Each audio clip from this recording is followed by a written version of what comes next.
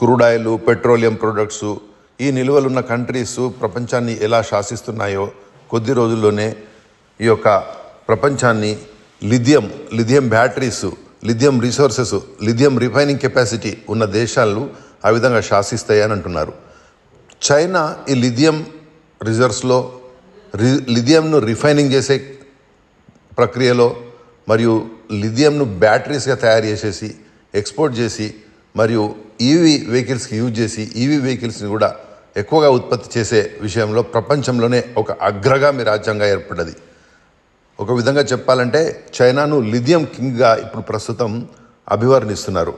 ఈ యొక్క లిథియం విషయంలో చైనా ప్రపంచంలోనే ఒక రారాజుగా ఎలా ఎదిగింది, దీనికి దశాబ్దాలుగా చేస్తున్న మంచి ప్లానింగు, ప్రోత్సాహకాలు మరియు ఆ ప్లానింగ్ని పకడ్బందీగా అమలు చేసే ఒక నేతృత్వము దీనికి కారణమని చెప్పుకోవచ్చు. ప్రపంచంలో లిథియంను ఆస్ట్రేలియా ఎక్కువగా ప్రొడక్ట్ చేస్తుంది. అయితే త్వరలోనే ఒక 1 ఇయర్లోనే ప్రపంచంలోనే హైయెస్ట్ ప్రొడ్యూసర్ ఆఫ్ లిథియంగా చైనా ఎదగబోతుంది. ఎలా సాధ్యమైంది? వాస్తవం చెప్పాలంటే ప్రపంచంలోని ఉన్న లిథియం రిసోర్సెస్లో ఎక్కువ రిసోర్సెస్ చైనాలోనే ఉన్నాయి, కానీ అంతకన్నా ఎక్కువ ఆస్ట్రేలియాలో ఉన్నాయి. ఉన్నప్పటికీ కూడా చైనా తనకున్న రిసోర్సెస్ పట్ల సాటిస్ఫై కాకుండా లాటిన్ అమెరికా దేశాల్లో ఉన్న లిథియం బ్లాక్స్ని పర్చేజ్ చేసింది. ఆఫ్రికన్ మినరల్ బెల్ట్లో ఉన్న లిథియం రిసోర్సెస్ని పర్చేజ్ చేసింది. ఈ విధంగా చైనా ఎంత ప్రాస్పెక్టివ్, ఎంత ఫ్యూచర్ థింకింగ్ ఉంది చూడండి. తన దేశంలో ఉన్న రిజర్వ్స్తో పాటుగా వేరే దేశంలో ఉన్న రిజర్వ్స్ని కూడా బ్లాక్స్ని పెట్టుబడులు పెట్టేసేసి కొనుగోలు చేసింది.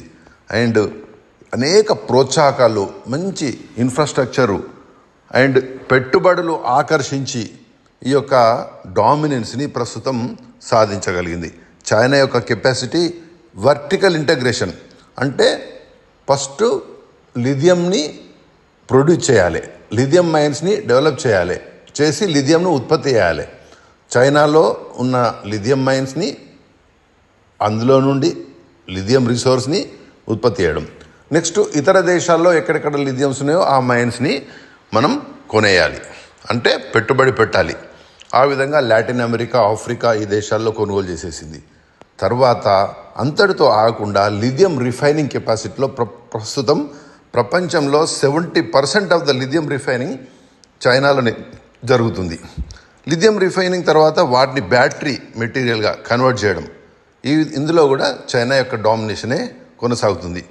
70% of the production capacity China దగ్గర ఉందంటే అది అతిశయోక్తి కాదు. అండ్ త్వరలోనే ఆస్ట్రేలియాను కూడా మించిపోతుంది, హైయెస్ట్ రిజర్వ్స్ ఉన్న ఆస్ట్రేలియాను.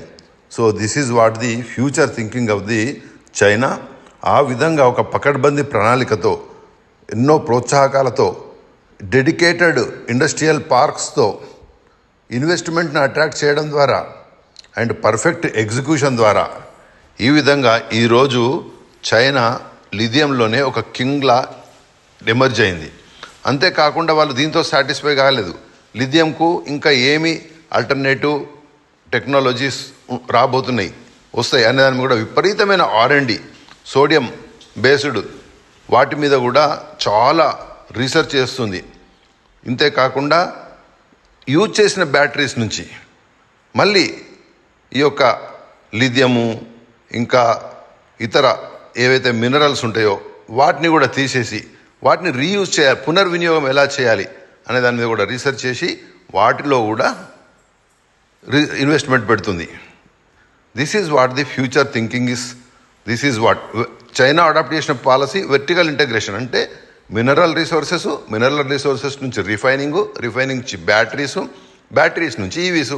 చైనాలోనే విపరీతమైన డొమెస్టిక్ మార్కెట్ ఉంది ఎలక్ట్రిక్ వెహికల్స్కి. ఆ యొక్క డొమెస్టిక్ మార్కెట్ కాకుండా ఇంకా ఎక్స్పోర్ట్ కూడా చేస్తుంది. చైనాలో 2 కంపెనీస్ చాలా చాలా పెద్ద కంపెనీస్గా ఎదిగాయి.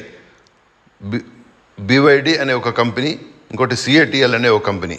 ఈ యొక్క ప్రపంచంలోనే చాలా పెద్ద కంపెనీస్గా, జియాంట్ కంపెనీస్గా ఎమర్జ్ అయ్యాయి. వీటి వల్ల చైనా భారీ ఎత్తున ప్రొడ్యూస్ చేయడము, అది మినరల్స్ నుంచి బ్యాటరీస్ వరకు అండ్ ఈవీస్ వరకు, దానివల్ల వాళ్ళకు ఎకనామిక్స్ ఆఫ్ లార్జ్ స్కేల్ కూడా వాళ్ళకు వచ్చాయి. ఈ విధంగా మంచి ప్రోత్సాహకాలు, మంచి ప్లానింగు, మంచి ఎగ్జిక్యూషను, మంచి industrial dedicated parks and mines resources నుంచి ఫైనల్ ఈవీ ప్రోడక్ట్ వరకు కంటిన్యూస్ వర్టికల్ ఇంటగ్రేషను, ఈ విధంగా మంచి పాలసీసు, మంచి ఎగ్జిక్యూషన్ వల్ల చైనా ఈరోజు లిథియం కింగ్గా మారింది. అండ్ భారతదేశం కూడా అనేక చర్యలు తీసుకోవాల్సిన అవసరం ఉంది. ఫస్ట్ ఇంటర్నల్గా డొమెస్టిక్గా రిసోర్సెస్ ఎక్కడున్నాయి? ఇటీవల జమ్మూ కాశ్మీరు, రాజస్థాన్ కొన్ని దేశాల్లో లిథియం రిసోర్సెస్ లభ్యమయ్యాయి. విపరీతమైన అన్వేషణ చేసి, ఎక్స్ప్లోరేషన్ చేసేసి లిథియం రిజర్వ్స్ ఎక్కడున్నాయి, వాటిని మైన్స్గా డెవలప్ చేయగలమా, ఎకనామిక్ ప్రొడక్షన్ పాసిబుల్ అవుద్దా, టెక్నాలజీ డెవలప్ చేయగలమా, ఇవన్నీ ఆలోచించి నెక్స్ట్ ఇతర దేశాల్లో లిథియం రిజర్వ్స్ మీద కూడా పెట్టుబడులు పెట్టి మంచి ప్రోత్సాహకాలు ఇచ్చి మంచి ప్లానింగ్ ద్వారా మంచి ఇన్ఫ్రాస్ట్రక్చర్ ఏర్పాటు చేసి